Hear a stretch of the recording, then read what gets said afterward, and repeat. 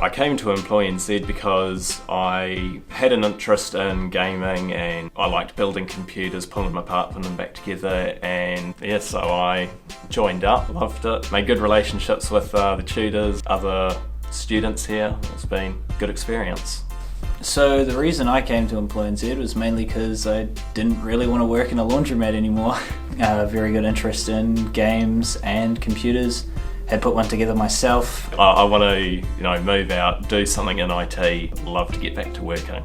I would really like to either be a part of or start my own repair company, or be just someone to help with that kind of thing.